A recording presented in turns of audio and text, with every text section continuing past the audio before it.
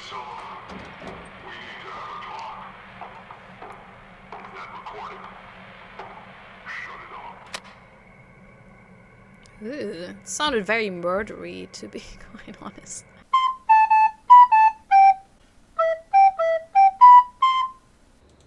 Alright, we're back with Killer Frequency, and in this episode, I guess we're going sleuthing. We have a huge pin board. We have a couple of people that apparently the killer is connected to, and we have 1,000 newspaper articles which we have to combine and interpret correctly. And I'm scared because so far I have not done that quite well with this game. Alright. I don't know. It feels like it has a lot of trick questions, you know, the ones in school where you had to read like 3 times to probably do it. Okay, Peggy. How's it going? Almost got it. I'm okay, thanks. I think I've almost got it. Good luck. Yeah. Okay, so we have Kim Walker, Rebecca Allen, and Williams, and Chuck Brody. Chuck is an athlete. And Rebecca, both in the car club, and Kim Walker is in the improv club. So Chuck Brody.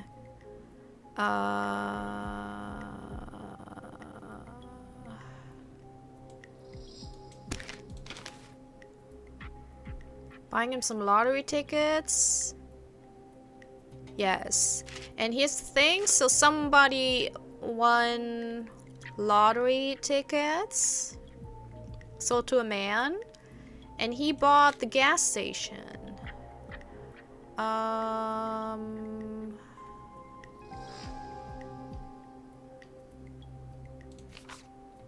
What is this? Game day. Official match day. I mean, that's him, right? So put that there. Okay. Then we have Flu for Thought. Local Dr. K. Walker. That is Kim Walker. Recommends all locals get their flu shot as soon as possible. So Kim turned into a doctor.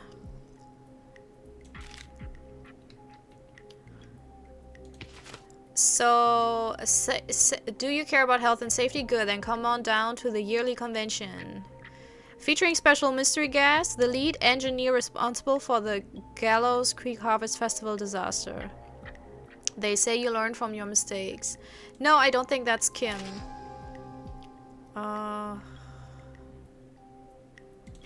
Marriage announcement. Oh, there.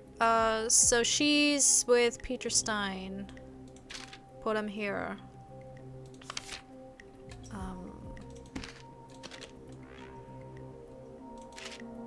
There we go. Order them a little bit differently because they do weird things when they're overlapping. Alright, and then we have Rebecca Allen. No.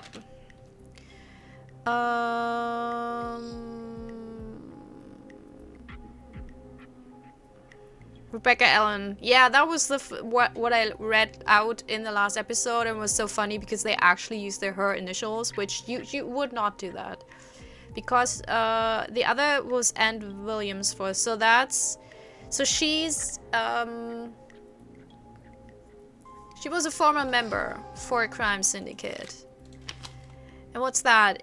Famous author of tell-all book Diary of the Car Thieves.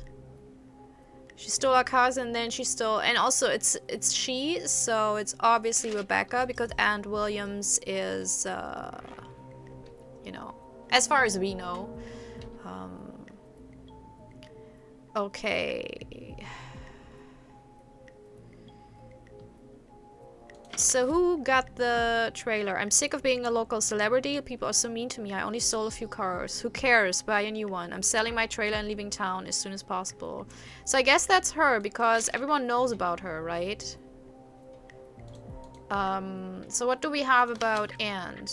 Gallows Creek Power Station hires 20 new staff in record hire, 12 of which were students from Gallows Creek's High. I think this was already part of this because otherwise I don't think I would have put that there. So he works actually at the power station. What do we have here? The lead engineer responsible for the Gallow Creeks. Yeah, who was that? Beep boop beep. Lookout tragedy. 5 dead injured after brakes fell in, but tragedy struck Gallows Creek yesterday afternoon. Sorry, I read this again. If you watch this in a playthrough, I'm so sorry. But it's been a week for me, so so it's a bus.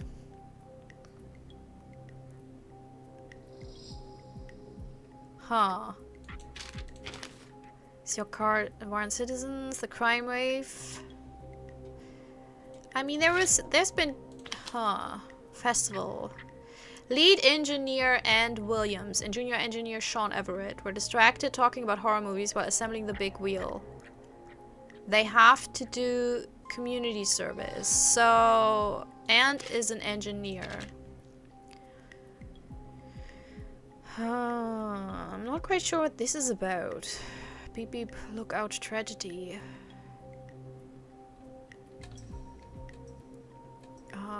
Kim Walker, Rebecca Ellen, Chuck Brody. Huh, I don't know what this is about.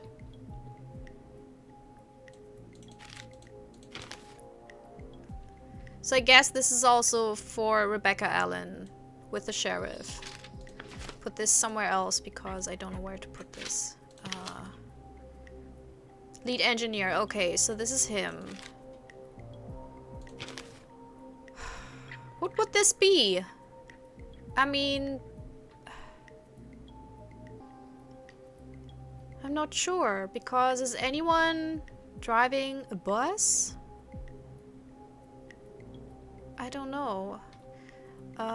Peter Stein. Mr. Peter Stein. Oh, her husband died. So Kim Walker's husband died. Here it says the deceased have been identified as Gallows Creek locals Mr. D. Rudd, Mr. M. Hune, Mr. P. Stein, Mrs. K. Stein. So Kim Walker is dead. She's deceased. Why would we say hospital? Huh. So gas station is Chuck. Wait, let's put this directly here. I mean, that would make most sense. Power station would be Ann Williams, I guess. Trailer park is her. And, well, hospital. Well, it's not really hospital. If she's deceased, it's, you know. Oh, what's that? Doctors, 2 p.m., vacation, today. Okay. Is this, do we have to look at this? So it's September 3rd. Anything happened? Thursday, May? No. Festival of Disaster, September 18th. Huh. I think I got it, right? I mean, I guess. I don't know. I guess. I mean, I'm always wrong. I always feel like, with this game, I'm always like, man, I 100% know what's going on. And then the game's like, no, I don't think so. And then I don't even know why I was wrong. That's the most infuriating How's it part. going? I'm ready. I'm ready, Peggy. Are you sure? We've only got one shot Yeah, at this. whatever. Whatever. Que sera, sera. Let's do this. I'm sure. Let's do this. Yeah. Okay, name first. Who do you think the target is? Wait, what? What? What was the initial task? I thought I only had to... Who do we think the target is?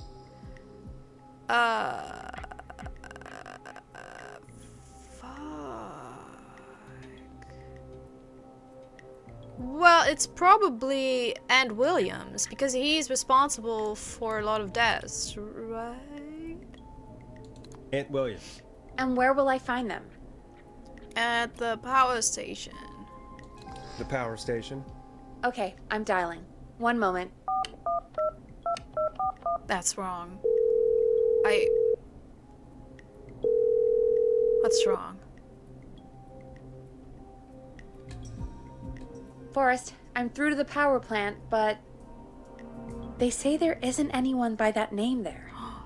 What? Then who? Jesus! It sounds like something blew up.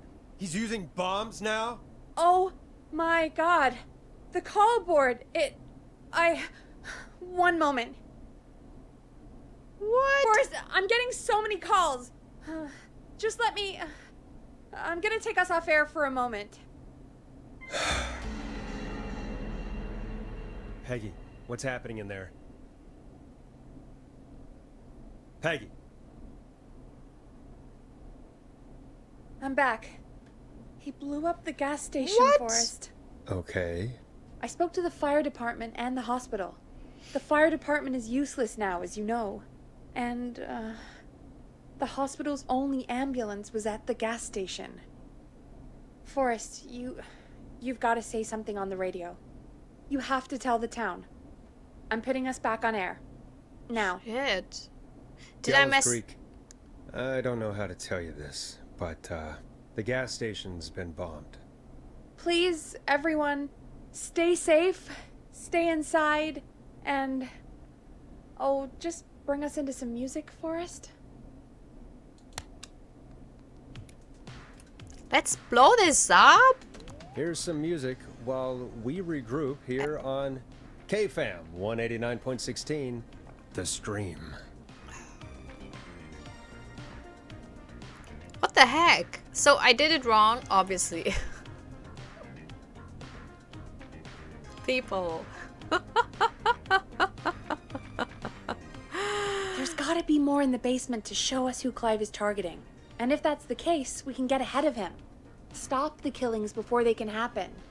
Forrest, we need to go back down. By we, you mean me, right? Yep. Like I said, I need to handle all these calls. Maybe start with that creepy mannequin room you mentioned before. I still have a lot of questions about those, by the way. Me too. Yeah. Okay, bye. Did I do it wrong? I mean, the bomb went up like seconds after we called. So, I mean, maybe it was one of those things like if you did it wrong, it immediately bombed. If you did it right, it did not. Is that it? So I made it worse because I got it wrong. I don't remember what the task was. To have the next one. But so, I mean, I don't know the killer. Like, I don't know who would be the pranker. Because this is it about pranks? I don't even know anymore. I don't know. I don't know.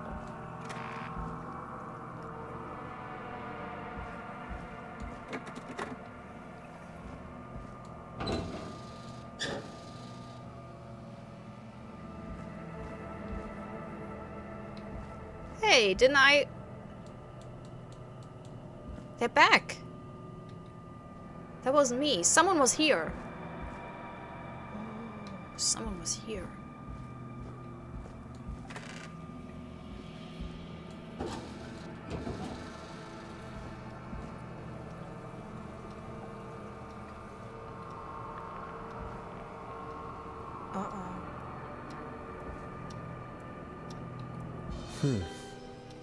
A key? Was this always here? What? Where? I must have missed it when I brought everything upstairs. Oh, where? What key? What? Did I already pick it up? Because I don't... Oh, there! No, we didn't miss it. Basement storage. Oh, shit.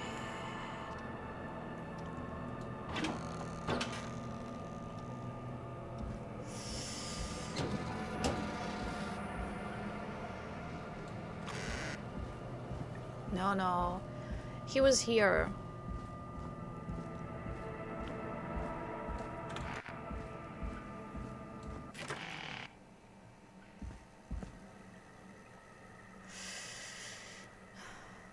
I thought it was about a prank, but apparently... Hey, Forrest! Peggy, give me some warning before yelling down the intercom? Sorry. Buzz the intercom when you find something and want to discuss it. Peggy, I've found a tape and a map down here. A map of what? Looks like it might be to somewhere in this storage area. Weird. What? Well, maybe the tape will give us more information. What map? Forrest, you're where you head of. Where's the map? Wait.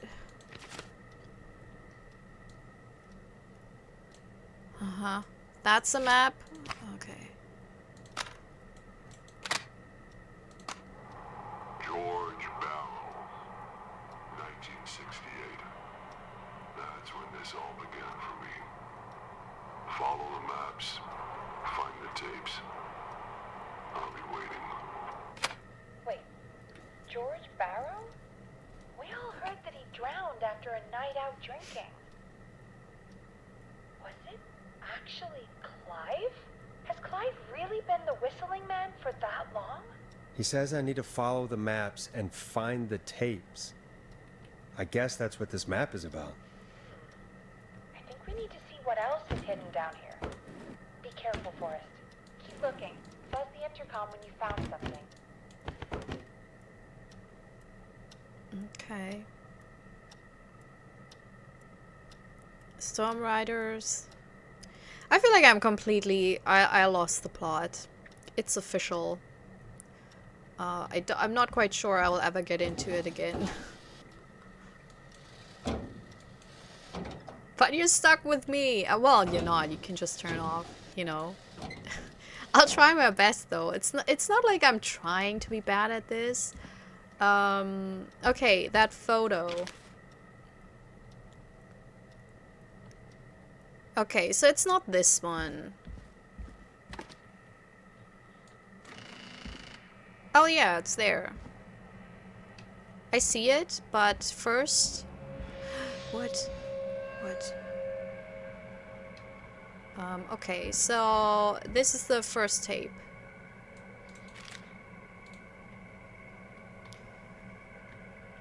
Yep. There. This is the second one, okay.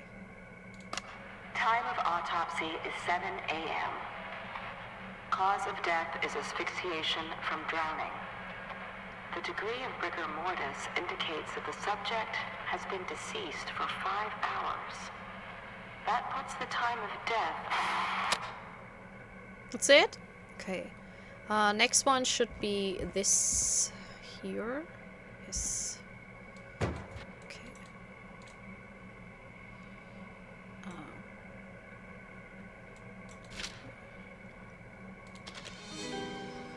This looks useful. At 4 a.m., a call was received from a jogger, a Miss Sandra Sharp, reporting that a body had been found washed up in the reservoir. I drove out to investigate and was able to identify the body at the scene as that of George Barrow. I contacted the coroner's office and then the boy's parents. They informed me that they had not seen him since 7 p.m. on the 2nd. Was that the kid that got killed in a prank?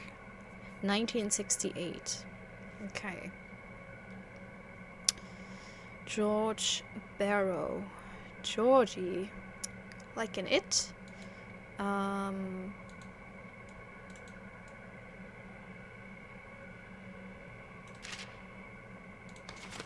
No! Oh, shit. No!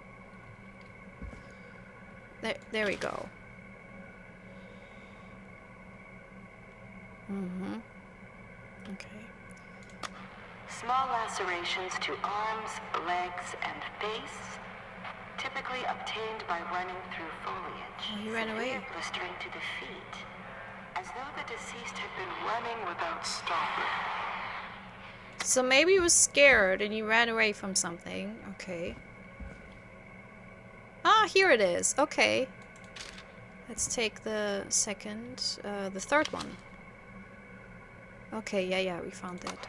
Preliminary toxicology results shows no signs of inebriation.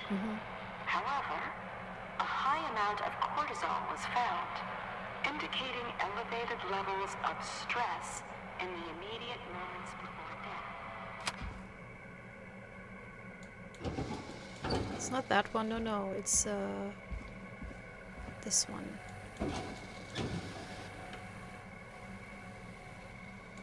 Oh, where's the map?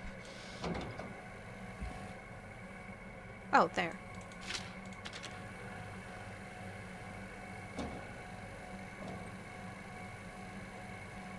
Oh. Additionally, there appears to be a post-mortem injury to the arm. It looks like it was trapped in a car door. So he didn't drown, he was killed before and then dumped in the... He was dumped in the lake. Jesus.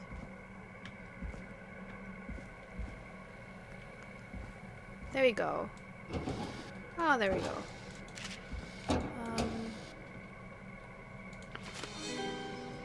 This has to be important. I'm sorry I made you do this, Virginia. The deceased is a Caucasian male, age 18. The cause of death is established to be drowning, as shown by the signs of asphyxiation. But what about the injury, the post-mortem injury? Abrasions were found on the knuckles, likely from getting into fights in the past. Matches with known history of the deceased being aggressive. No other injuries were observed, and from the coroner's opinion, there's no evidence of foul play. Additionally, the preliminary toxicology report indicates the deceased had a high level of alcohol in their blood. Oh, it's someone else. It's someone else. It is of the coroner's opinion that the deceased went swimming while intoxicated, resulting in his drowning. No, it's not. It's the same. But he changed it. I'm sorry I made you do this, Virginia. So Virginia had to change the report because someone... Because, yeah, it says George Barrow, Theodore Barrow.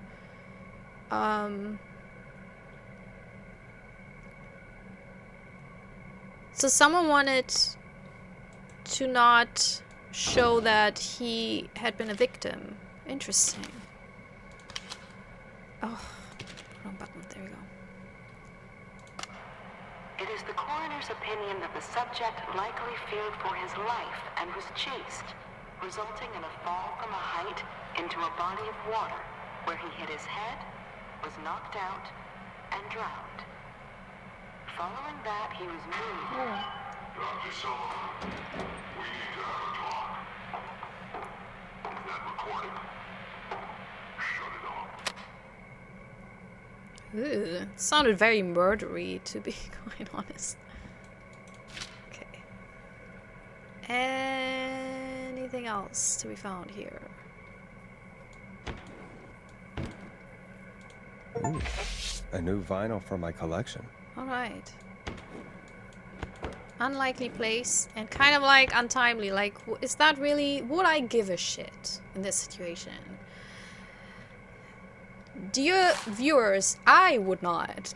Gallow Creek High presents Humpty Dumpty, a story of love, tragedy, and betrayal, starring Macy Cartwright as Dawn, George Barrow as Henry, also with Mary Campbell as Anne. So he was an actor. We had one of the people who was part of the acting troupe, didn't we? If you're listening to this, then I'm probably dead. What the...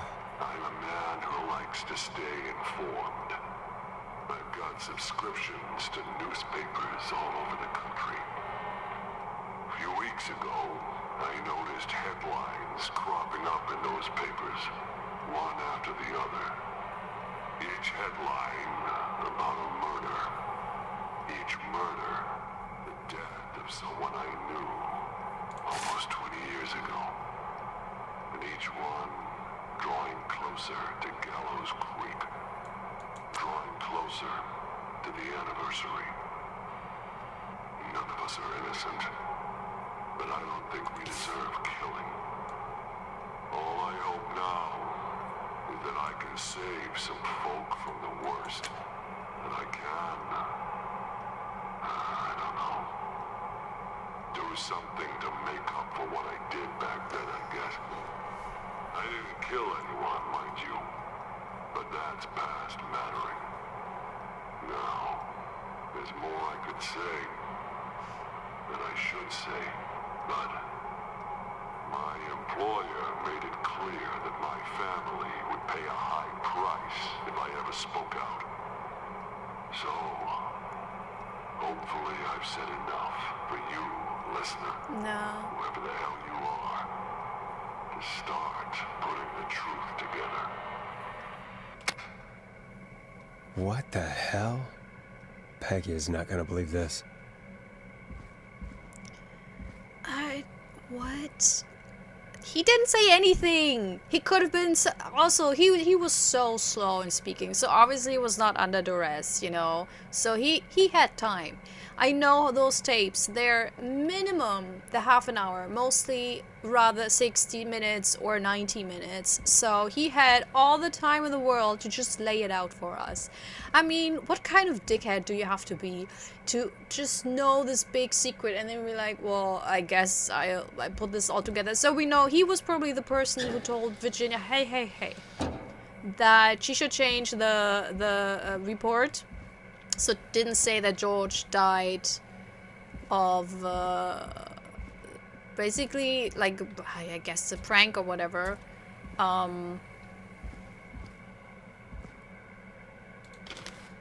What's that? Starting security. Woodside Apartments, unable to install, require new parts, new installation date 7th December.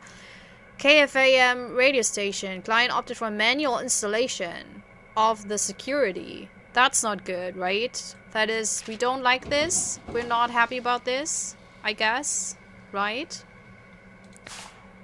System overview. Oh!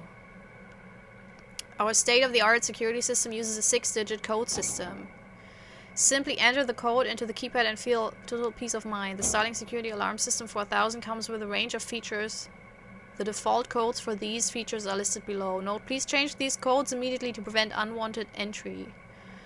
Oh my god. Well, let's take this with us. I feel like we'll probably need this. So yeah, but I still don't know. Like, was it the group, the 4 people? Did they all do this? Was it just one person? We had one in the who was acting.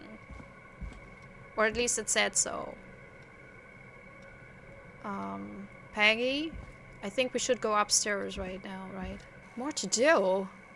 What? Oh. What have you found, Forrest? It's an autopsy tape. Doesn't say for who, but I think it must be for George. Poor George.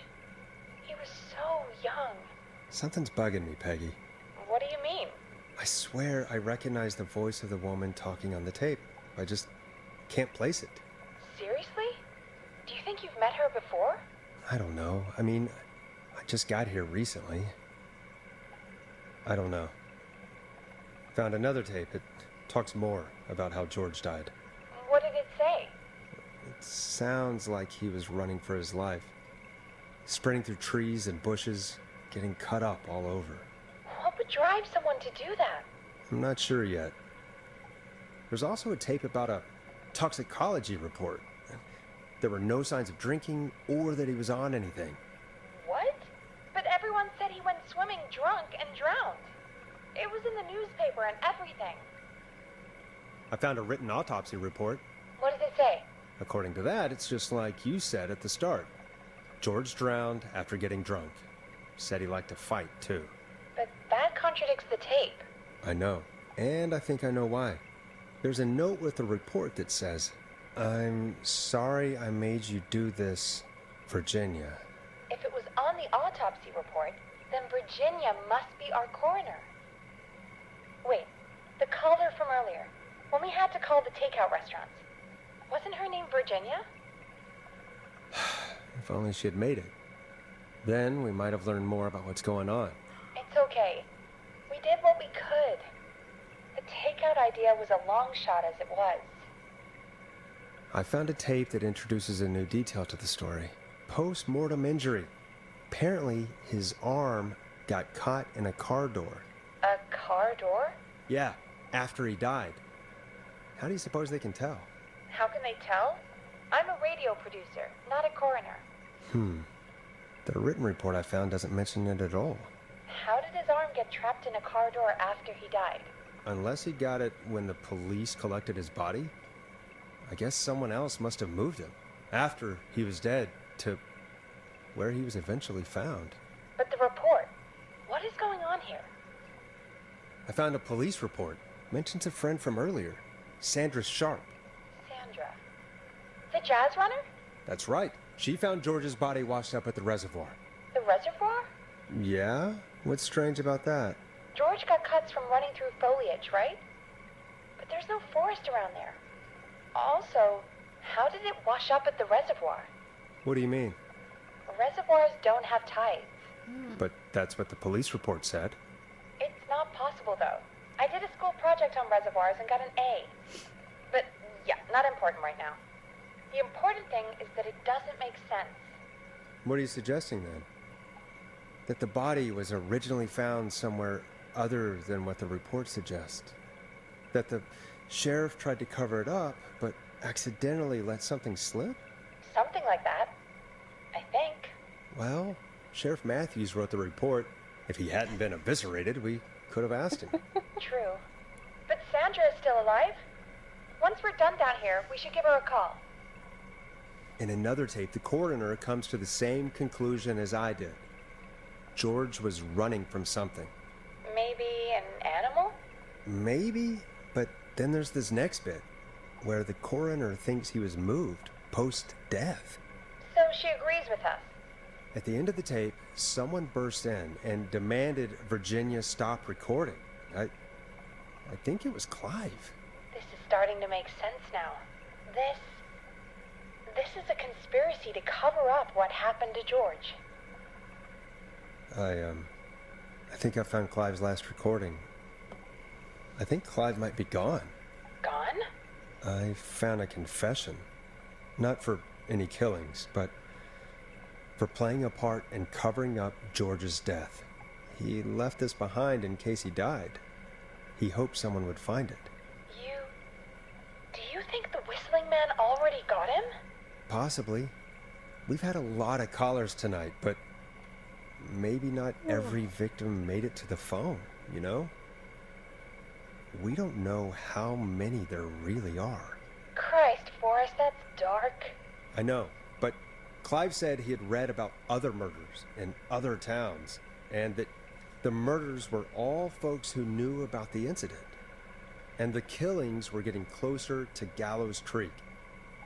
He said he wanted to do something good for once. The board in his office. He wasn't tracking people down to kill them. He was tracking them down to save them. Ugh, why didn't he just come out with all of this? He said his employer threatened his family if he spoke out about any of it. His employer? The one who orchestrated the cover-up? Oh, Clive. I'm sorry for thinking you'd killed all those people. I never did. Do you think you found everything? I think so. Forrest, what's going on here? Someone wanted that boy's death to seem like an accident. And they hired Clive to make it look that way. Come back upstairs when you're ready.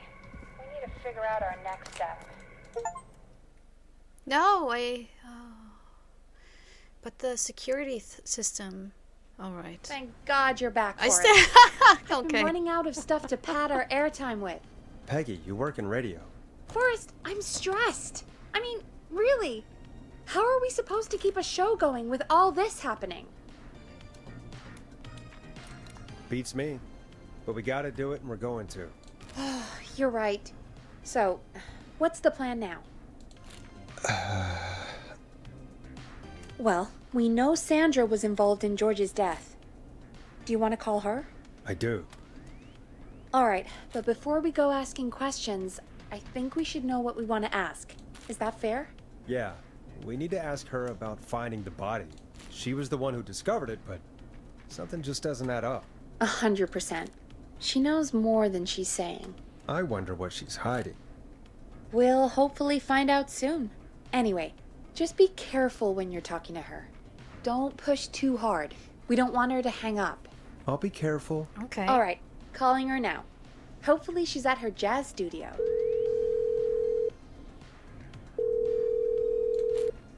Aha! Forrest, you're through. Hello, this is Sandra at Jazz Pizzazz Jazz Studio. Who is this? Hello again, Sandra! It's Forrest Nash of 189.16, The Stream. And you're live on air. Oh, I always thought folks called into a radio show, not the other way around. How jazzy. What can I do for you? Well, we're trying to understand what's behind the attacks tonight. We had a few questions. Why, Forrest, of course. Heck, after the way you saved my life. yes to just about anything you asked. Really? Well, that sounds nice. I might just call you back tomorrow then, too. You got my number. No. But what about tonight? Is there anything you want to talk about right now? Remember why we called, Forrest. Of course. Do I you wanted to know butter why her the up, Whistling okay? Man might have targeted you? Ha! As far as I can tell, he's just a knife-wielding psycho with superhuman cardio. He'd have chased after anybody. Right. Well, we think he might be chasing specific people. People who know about the death of a boy named George. Oh, I don't know anything about that. Sorry.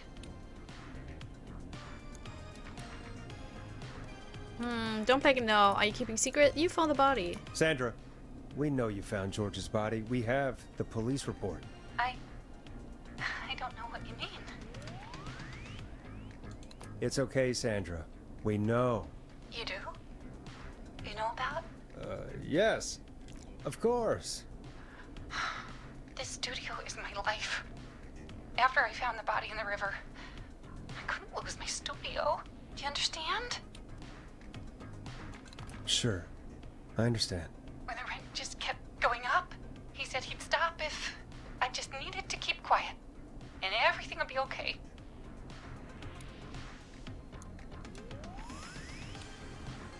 Sandra? Who was he? He said if I told everyone I found the kid in the reservoir instead of the river,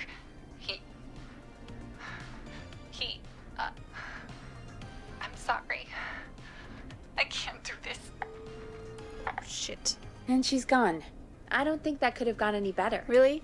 You truly did great, Oh, Forrest. thank you. Well, folks, if anyone out there has any thoughts on what's going on tonight, please call in.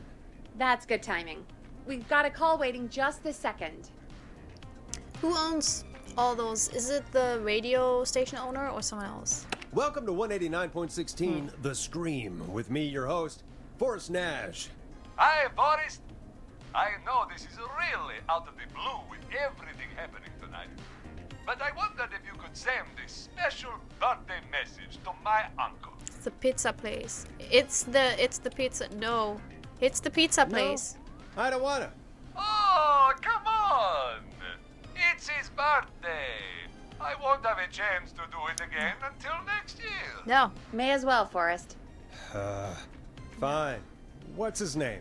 Thank you, Boris. He's my Uncle Ronnie. His first name's Peter, but he never liked his name. But since he always had salt and pepper hair, even as a kid, can you believe it? Folks always called him Pepper.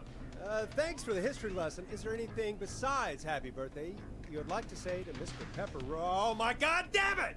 Yes! Tell him he can get the best birthday deals and party packages here at Putney's Pizza. Starting at just... You son of a bitch! Stop calling us!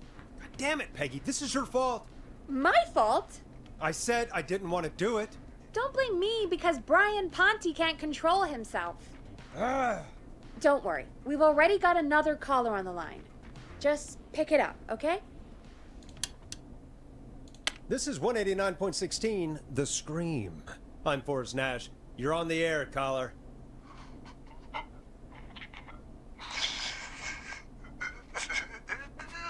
Caller.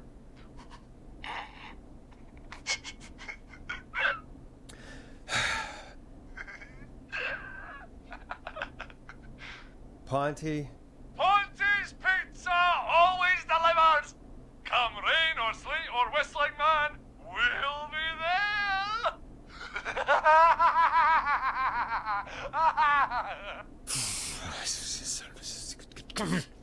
Forrest? Forrest? Are you okay? Forrest? I hope the Whistling Man gets in with No! his own pizza slicer. Jesus, Don't. Forrest? You can think Sorry. of that. Sorry, that was too much. It's okay. It's been a high-stress night. Don't worry about him anymore, okay? Not for tonight, anyway. I think he's spent for now. We've got another call, whenever you're ready. But also Peggy, I mean, she's really not doing her job. That is her job to, you know... Ugh. Folks, don't spend your money at Pawnee's Pizza. That's all I'm gonna say about that. Moving along, I'd like to welcome another caller to 189.16 The Scream. With me, Forrest Nash. Who, may I say, is calling? Well, hello again, Forrest. Don. I bet I know why you're calling. I'm sorry I didn't play your song. There's a lot going on. But please? Never mind that now. First, I'm calling because I need your help. Are you in danger? I sure am. Do you mean Yes, he's after me now. you? I think so. He must have heard me on the radio helping you. Helping? You didn't exactly help. Maybe I've been helping more than you know. I was out following a lead, trying to work out who would be next, after Chuck. And what happened? And I started to feel like I was being followed. I came back to my apartment building, but this newfangled security system has me locked out. I need you to help me get inside. No. No. Oh god, we can't help her because she's the murderer. If we help her, she will kill someone. Can a neighbor let you in? I only moved in last week. I don't know anybody yet. There's not even a buzzer here, only the keypad for the entry code. I need that code to get inside. No. Which apartment block do you live in? Maybe one of our listeners lives there too. It's the new Woodside apartment building between the town hall and the trailer park. But I doubt any of your listeners live there. I don't have many neighbors. Sounds like a prime piece of real estate. The sound really carries at night. Shit. Huh. Don't see a train station close to that. Sounds like a noisy part of town. It is. Boy, I wish he'd muscle that thing in. Oh. And now he's blasting David Scopo out of his window. This night can't get any. He's coming down the street. I don't think he's seen me yet. Forrest, please. I need your help. I need the code for that security system, or I'm gonna die.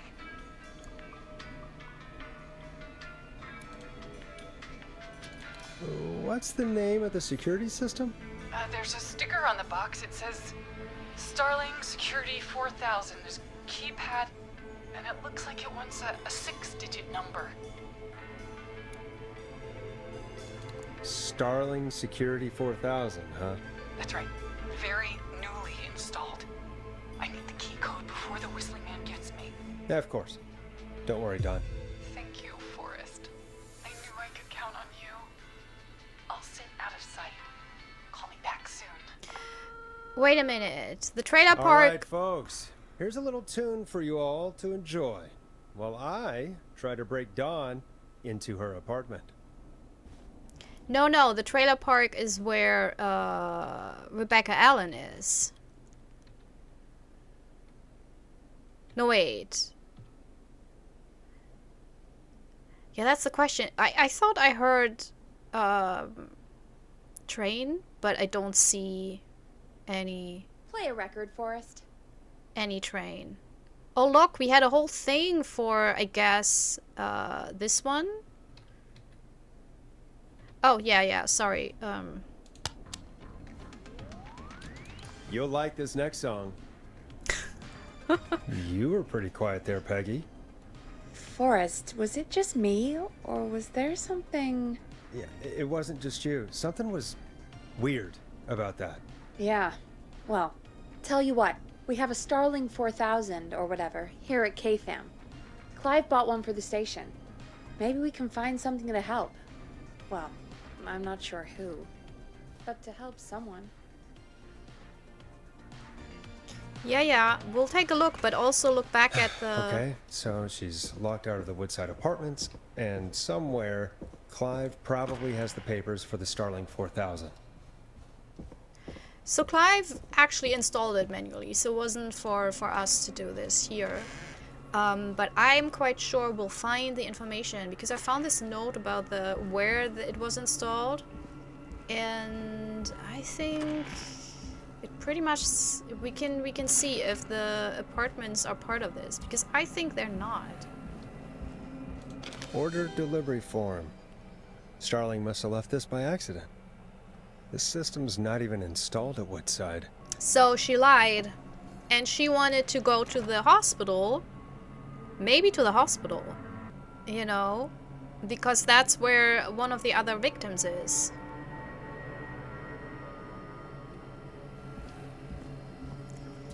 Very interesting.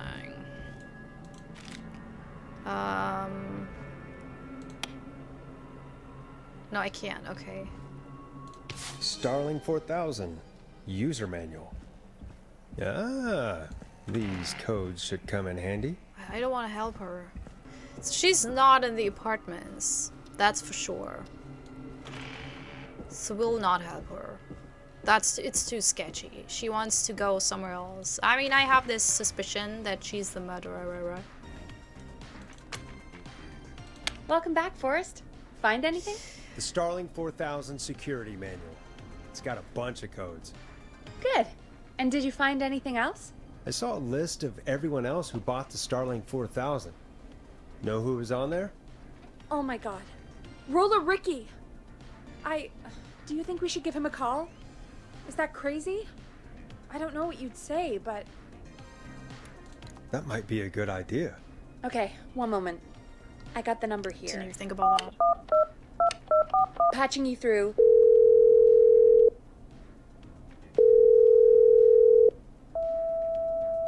Shit. He probably can't hear it over the music. Forrest, I don't know about this. This is super weird. Just put me through to Don. I'll take care of this one way or another. Okay, if you say so. When you're ready, shut the music off. Line 1, whenever you're ready. Don, are you there? This is Forrest Nash from 189.16, The Scream. Oh, thank God you're back. I'm so afraid. What's the code to the gate?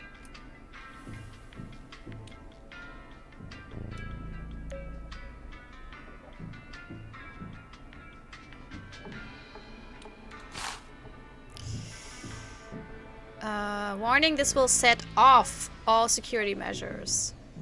Alarm test. So let's do the alarm test, right?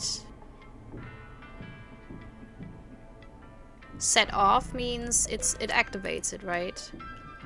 The code is 191519. Thank you, Forrest.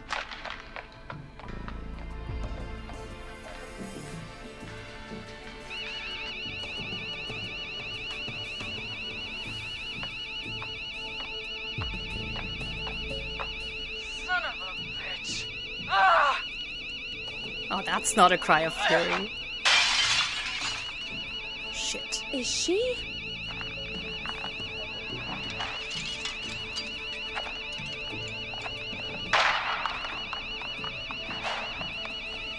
Yeah, stay out! Nobody disrespects the sanctity of the ring! Don't ever come back here again! I'm calling the cops! Thank God. Hello? Is someone there?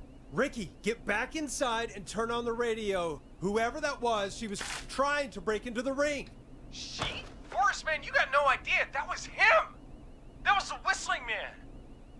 The alarm gave me just enough time to get my rifle. I don't like hurting folk, but I can't let anything happen to Maxie. Oh. He's my best friend, you know? Yes. Listen, man, I'm heading back inside. Gonna barricade that window. My man, thank you. You and Peggy can skate for free whenever you want, forever. Yes. That's a done deal. Thanks, Ricky. Can't wait. You got it.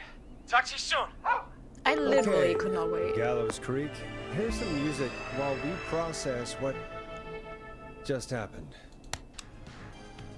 So, the whistling man is a woman?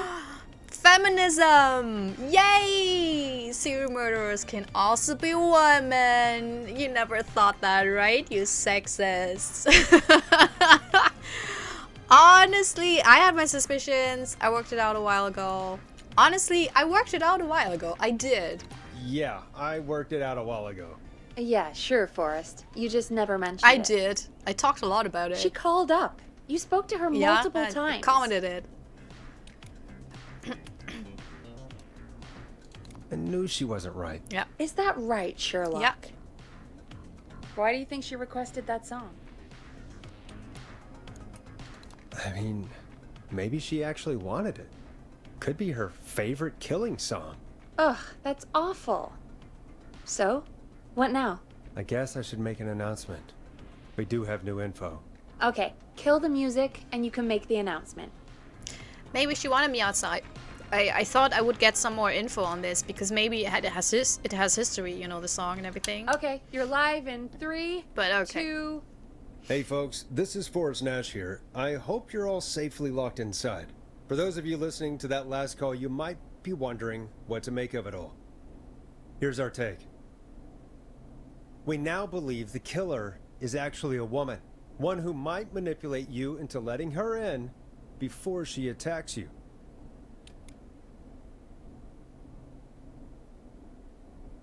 We're neighbors. Look out for each other and stay safe. The killer was calling themselves Dawn. This could be a fake name. If anyone needs help or you have info on the killer, please call in. You folks have my new number, right? It's 911. Hopefully, our next caller can help shed some light on our killer. Hey, we had a call come in. Okay, folks, time to take a call.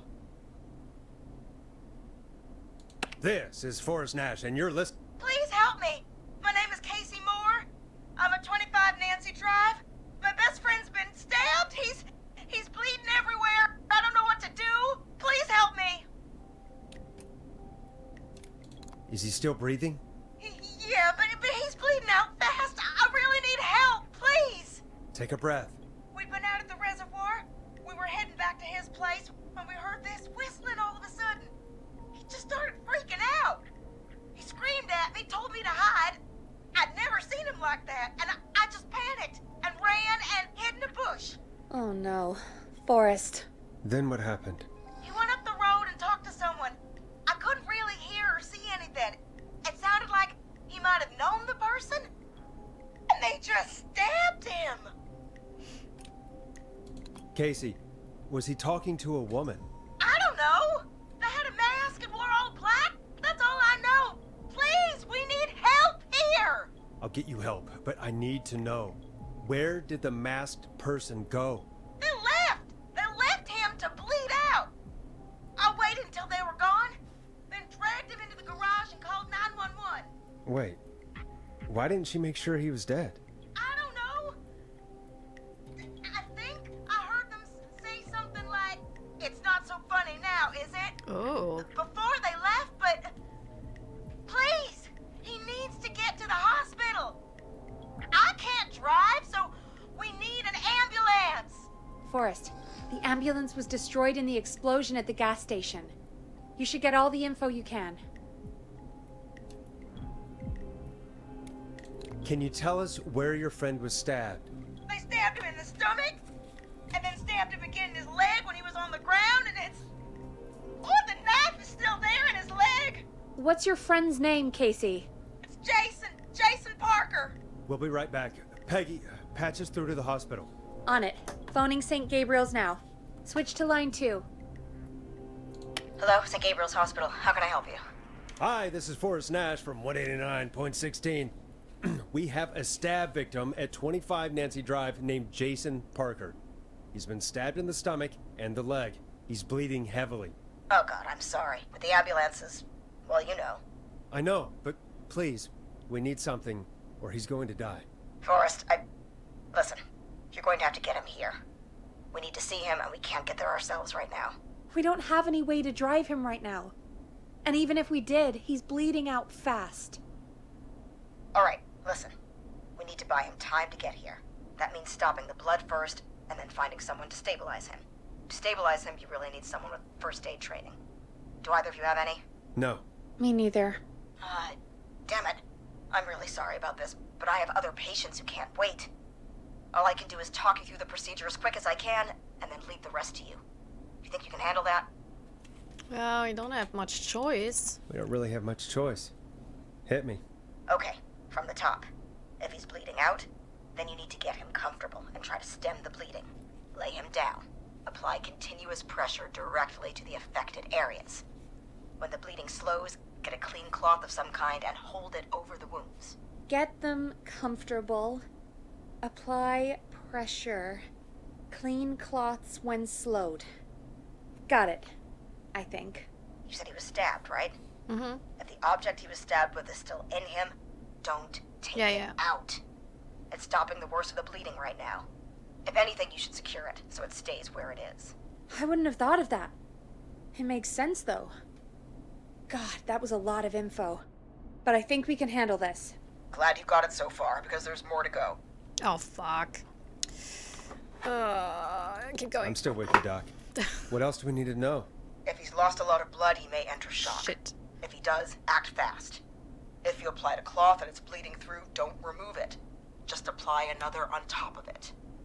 If it's safe, elevate his legs to get blood circulating to his vital organs. Try to keep him warm. Get him to rest and reassure him. We need the patient to stay calm. All right. Don't replace bandages. Elevate his legs. Keep him warm and calm. This is a lot. I'm really sorry. That's as much as I can give you right now. Try to stop the bleeding. Find someone to get him stabilized and get him here as quick as you can. Good luck. All right, Forrest. Casey's still on line 1. Hello? Hello? Forrest, are you there? Hi, Casey. I'm here. How are you doing? I need help! I've been putting pressure on his stomach wound since you left. But he's still bleeding. I don't know what to do. That's good, Casey. The nurse said to do that. What about the knife in his leg? It's gotta be hell. Should I pull it out? No, don't touch the knife. The bleeding will get worse if you pull it out. Are you sure? I'm sorry. I'm gonna stop making suggestions. No, don't worry, Casey. We're a team here. We're all going to get Jason through this. Casey, is his leg wound bleeding right now? I hate looking at that knife. Yeah. It's bleeding. His stomach is worse, though. I think we need to secure the knife so it doesn't move around. Do you have anything you can tie around it? Yeah. There's some laundry piled up on top of the dryer, some cloths on the hood of the car, and what else? I guess I've got my jacket.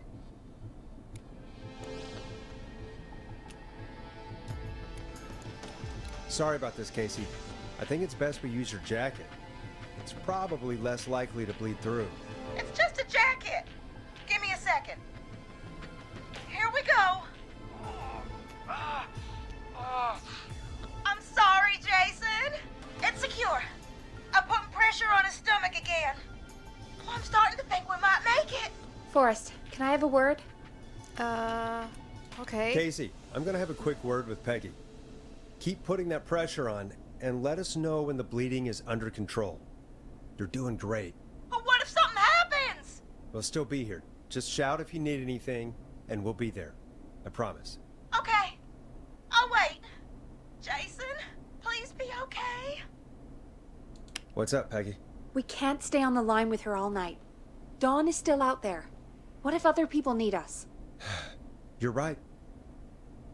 She's probably on her way to her next target right now. Exactly. And you heard the nurse. We need someone there with training who can stabilize him. He's got to get to the hospital somehow.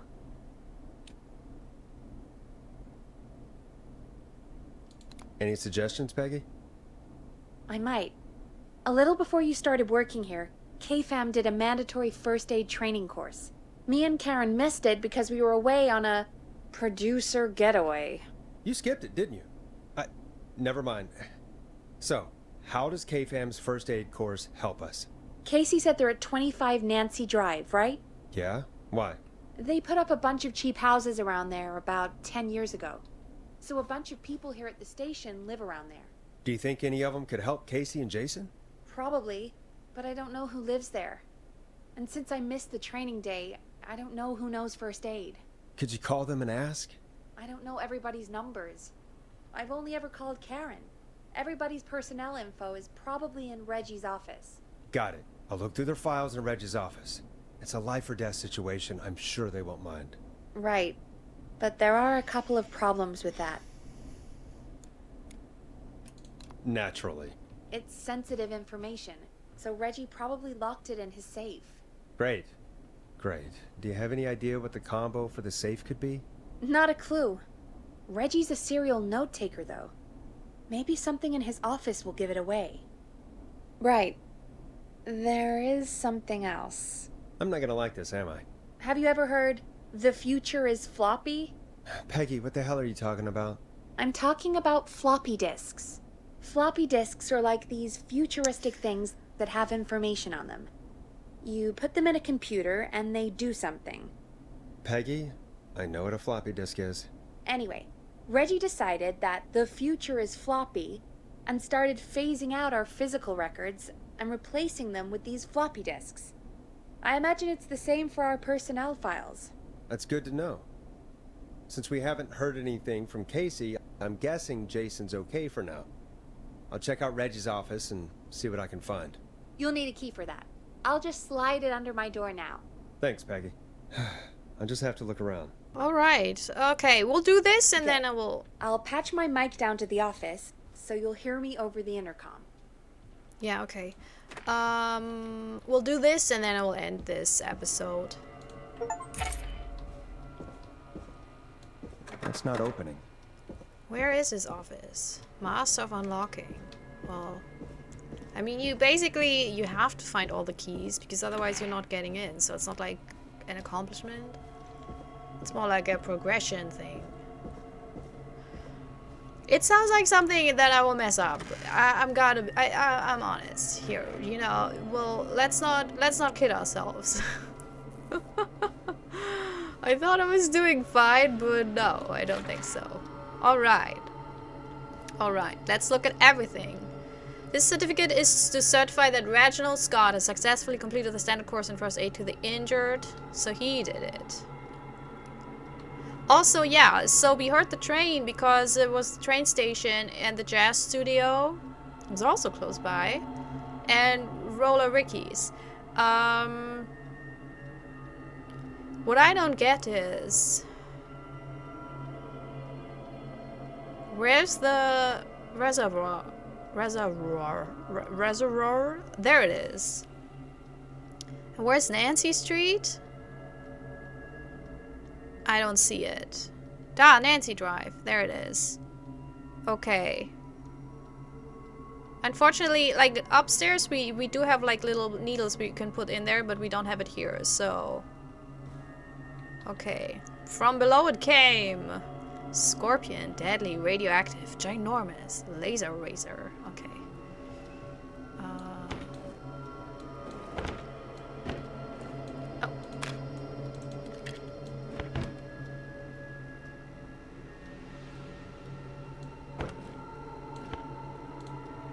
Clive, if you're reading this, stop stealing my post-it notes. Okay.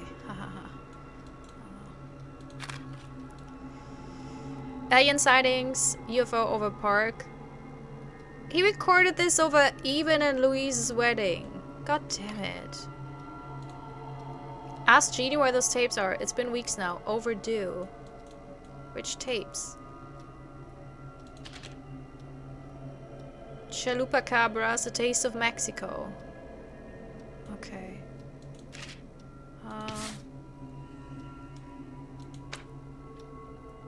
Looks like I need a 4-digit code.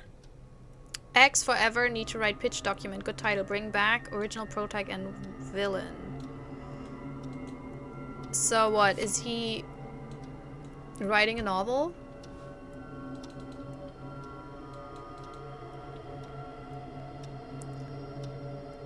How do I know that I need a 4 hint? Very important date. Maybe I want to believe, maybe the UFO sightings. So it's 1810? Maybe?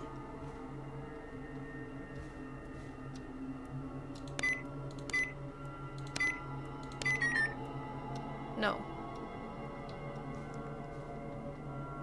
13.8? No. Obviously not. Whoa! Whoa! Okay. Do we have the date of the... No, we don't have it. New Year. Evan and Louise wedding. New Year.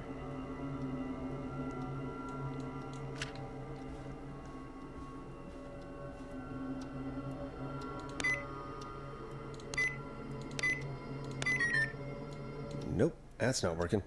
Must be something else. Okay.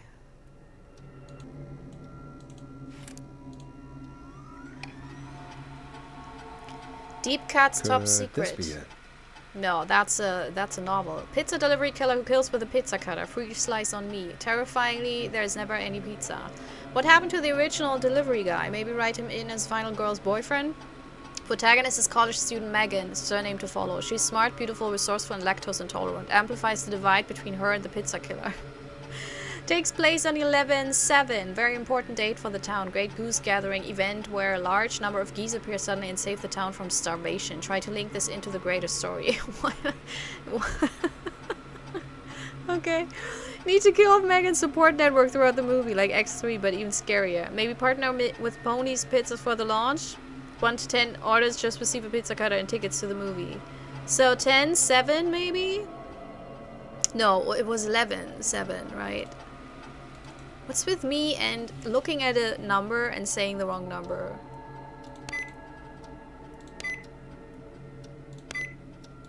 Nice. Alright. Oh, that's a lot of, John.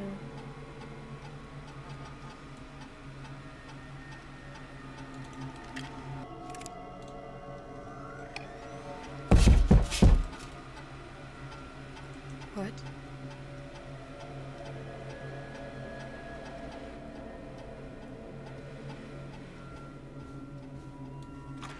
Hello?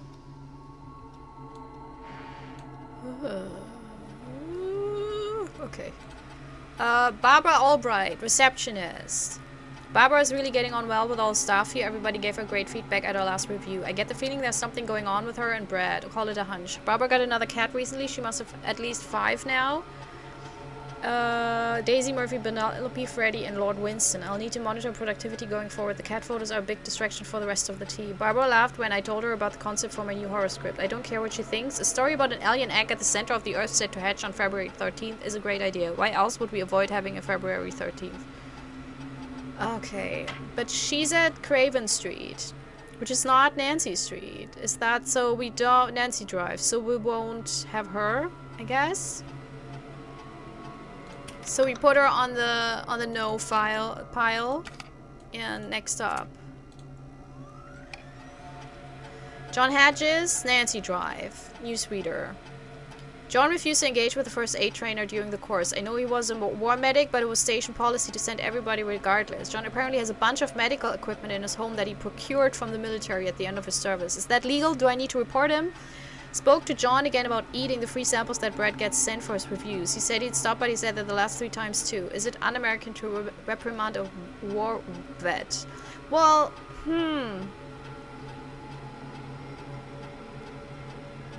I mean, if he's a war medic, he should be highly qualified. We put him on the good pile. That'll be the good pile here.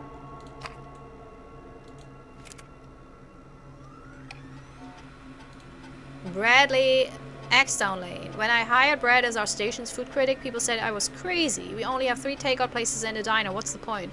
To them I say, you can't be afraid to explore the darkest reaches of the unknown, or Henderson.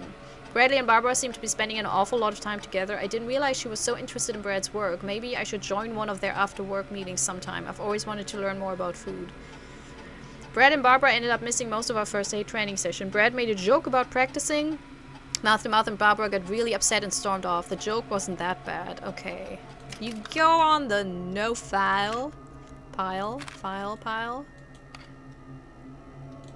I think that was the script. Yes. So we'll put that one. Could this be it? No. There Okay, next up. Oops. Hey, Peggy. I think Reggie's on to you and Karen. Maybe don't bring those little drink umbrellas into work for a while. What? Why are you reading my file? You need to find someone who can help Casey. We already know I can. Don't waste time. Oh, You're right. I'm sorry. I need to focus on possible candidates. I can read the rest of this later. No, we'll read it now. I've never seen somebody gel with everybody as quickly as Peggy has. Karen and Barbara have really become a little family already. Maybe we need to run the station on girl power. Hopefully it's cheaper than electric. Ugh. Sometimes I wonder if Peggy secretly wants her own show. She hasn't been shy about getting involved in the calls and the screams. Sometimes it feels as though Forrest could just leave for a coffee at mid-call and nobody would know. Peggy and Karen have missed another work event, this time first aid training, because of their training sessions. Their collection of cocktail parasols grows after each session. Why are they doing training sessions at a bar? This is the good pile? Yes, I think so. Karen, also not part of it. Karen has really stepped up her duties in recent months. She has fully taken on Hamer's show alongside the Timberline twins ever since Wes left us. Hopefully she doesn't get any ideas about being paid double. Karen has started mentoring Peggy. I think this will be really good for Peggy. They've been doing team building training getaways to improve efficiency. Update. I'm starting to suspect that these producer training getaways are being strategically timed. They've now both missed Secret Santa first aid training and the Teddy Gallows Jr. station visit. Only one left. Sheesh. Get a load of this, Peggy. Apparently, I'm a lone wolf type. Forrest, what are you doing? We don't have time for this. We have a man literally dying on the line, and we're more interested in you. You're right. I'm sorry. I need to focus on possible candidates. I really shouldn't have read both. We're in a hurry. I can't believe we actually got Forrest Nash here in Gulls Creek. His motivation may be low, his demands are a bit beyond our means, and he's currently blacklisted from any reputable station, but honestly, we don't have a reputation to lose. Forrest is really integrating with the team, seems to have this lone wolf thing going on. Heard him call Jeannie, Janie, Janine, and Brenda in his first week. Hopefully this changes when he gets settled. I've paired Forrest with Peggy for a show. They seem to have developed a relationship of sorts pretty quickly, which is good because we sure don't have the show budget to pair him with Karen. So, we'll take John Hedges, because he's the war med. Right? Also, I did not find anyone else. Where does Reggie live? Wait, I have to... John Hedges and Reggie. And John lives on Nancy Drive. So wait, do I have to... wait, let's... Before we have a situation again, let's write the whole address down. John Hedges lives on 14 Nancy. Okay.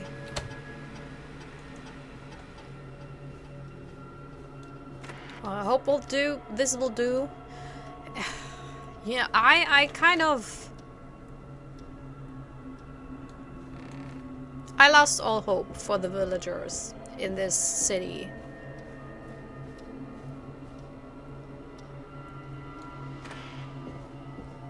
I don't think I can save anyone. All right, let's go. Hi? Oh, should I have... Oh my god, do I have to go down again to talk to Peggy?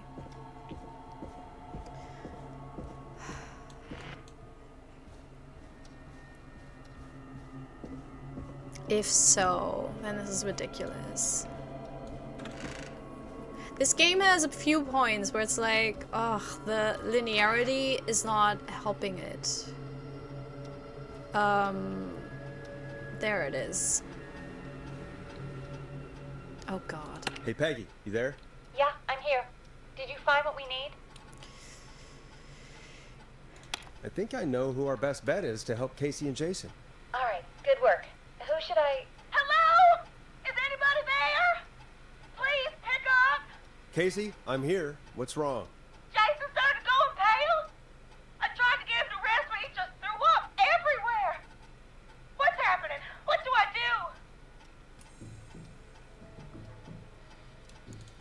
it sounds like he's going into shock. Casey, just stay calm. It's going to be okay. But the bleeding seems to slow down. Did I mess up? Jason, I'm sorry. Casey, calm down. You've done everything right. I need you to listen to me, okay? For Jason. What did the nurse say to do about shock?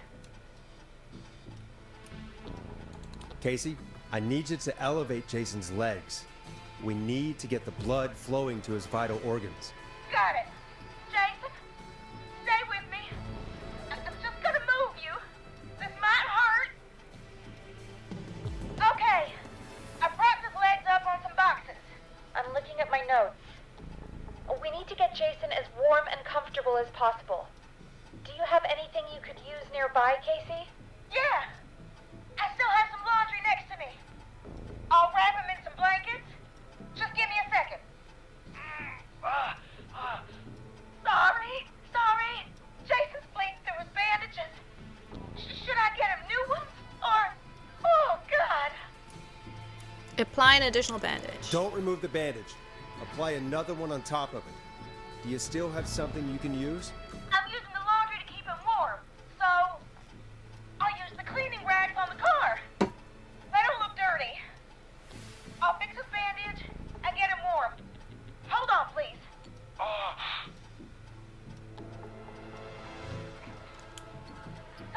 Sorry. I'm done. You're gonna be okay, Jason. Just relax now, okay? Oh, he's scared. He's not doing well. Is he gonna... Jason is going to be fine. Just make sure he knows he's going to be okay, okay? Okay. Please. I can't give him what he needs. Please sit down. I can't lose him. All right, Forrest, we need to hurry. Jason doesn't sound like he's doing too well. You said you knew who to call earlier? Who was it? We need to call John Hedges. He lives on Nancy Drive. He didn't really participate in the first aid training, but he's a former war medic. He's probably the most trained person we have.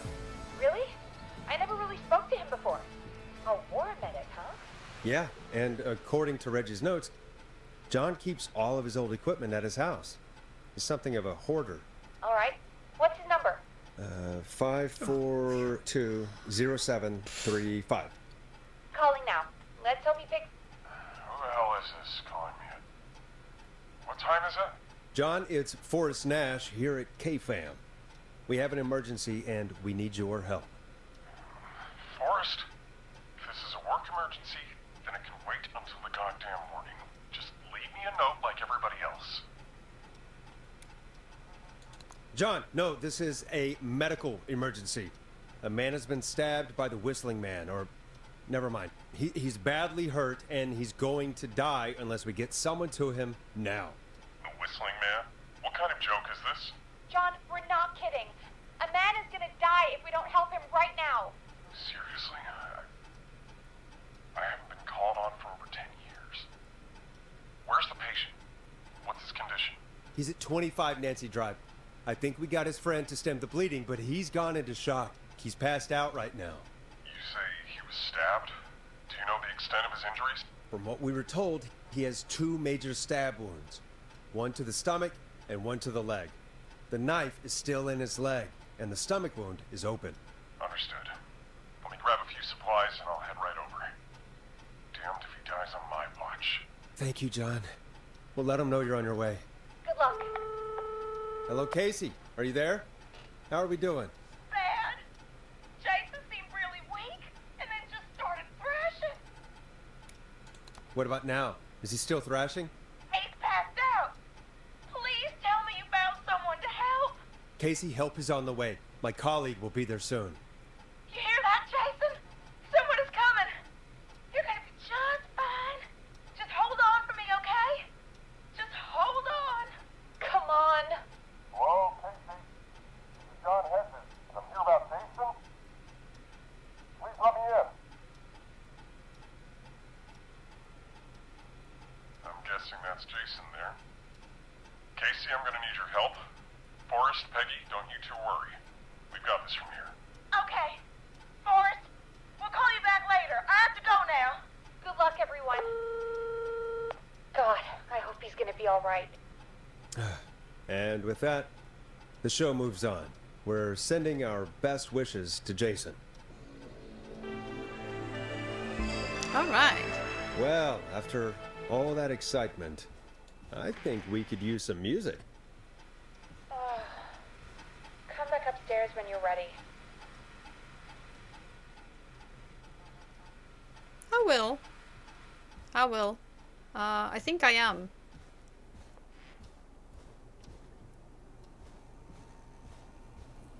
I did not forget that weird sound while I was in the office. Sorry, got a little burpy there.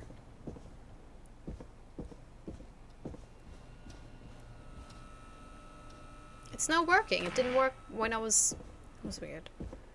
And also was ridiculous, because I was in the studio and it wouldn't let me. It's just... Ugh.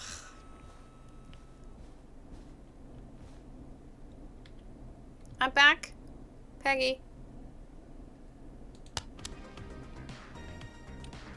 Hope you enjoy this one as much as I do. It's getting pretty late. This might be your last break for the night, so try to enjoy it. Give me a buzz when you want to go back on air. Alright. We'll save the game here. I guess we'll put it on save 3 because I feel like we did quite well this time around. And this will be it for today. I actually really enjoyed this. It kind of changed gameplay a little bit. We did a little of sleuthing, combined a few things. I liked the little twist that we had to decide whether to help Dawn or not. I mean, it was very obvious, and here's the thing, it wasn't because I knew something or like picked up a clue or whatever. It's just that the voice actress sounded very suspicious. From the get-go, from the very get-go, she sounded quite suspicious because, I mean, the characters are very, that's also, you know, with the pizza dude, you usually recognize him first from the voice, but also from the way he's portrayed. It's always a weird accent, you know. But in general, I really enjoyed this. It was, you know, very interesting, very tense. I'm really looking forward to uncovering this. I'm not quite sure I know what the heck's going on. It's a few too many names for me, and it's a few too many roads and stuff. If I would have known this, I probably would have... Like, I know now that a couple of those tasks I failed spectacularly were probably down to me not inspecting the map more and like making notes and whatnot. So this is probably a game that helps more if you don't have to play it as a let's play, because you can just take the time to take notes thoroughly, look at something for 30 minutes, you know, until it sinks in, because that's how long I have to look at a map before I kind of get it.